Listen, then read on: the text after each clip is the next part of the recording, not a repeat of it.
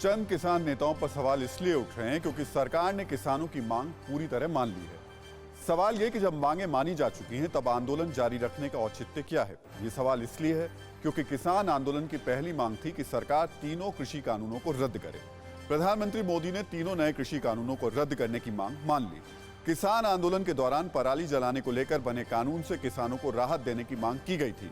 किसानों के साथ छठे दौर की बातचीत में सरकार ने इसे भी मान लिया था।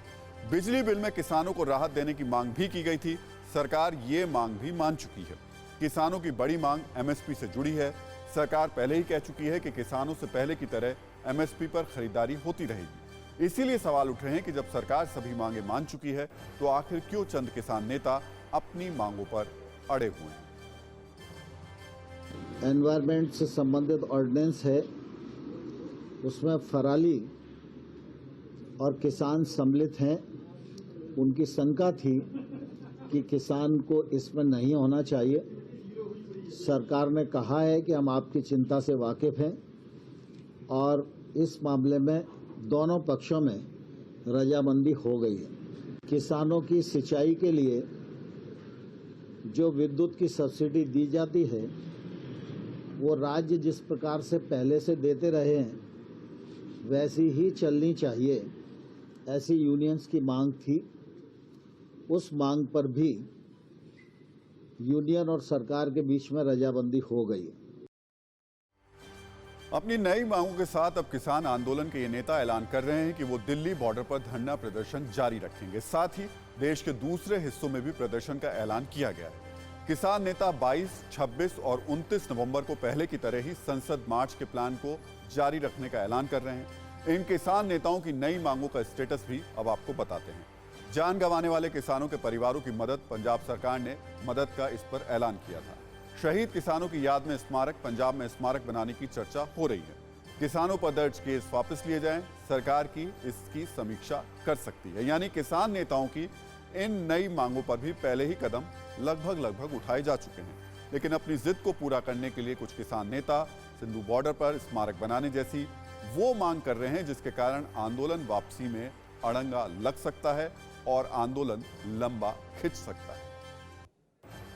नई से नई बातें करना और इसको आगे बढ़ाने का अगर कोई काम कर रहा है तो उसको कोई नहीं समझा सकता। जो 3 बिल्स को रिपील करने की मांग को लेकर हजारों लोग दिल्ली के बॉर्डर पर आकर बैठे थे, प्रधानमंत्री ने देखा, समझा और डेमोक्रेसी के अंदर जहाँ पीसफुल प्रोटेस्ट का सबको अधिकार है उसको समझते हुए उन्होंने खुद स्वयं ये माना कि मेरी कमी रही, मैं समझा नहीं पाया और इसलिए मैं विड्रॉ करता हूँ। दरअसल सवाल अब किसानों का नहीं है क्योंकि तीनों कृषि कानून वापस लेने की मांग मानकर सरकार ने किसानों की मांग मान ली है। अब सवाल किसानों के नाम पर राजनीति कर रहे नेताओं का है। जब तक आंदोलन चलेगा इन नेताओं पर पूरे देश की दृष्टि रहेगी। लेकिन अब आंदोलन जब आंदोलन खत्म होगा उसके बाद किसान नेताओं से फोकस शिफ्ट हो जाएगा। चुनावी राज्यों में इन किसान नेताओं की पूंछ नहीं होगी।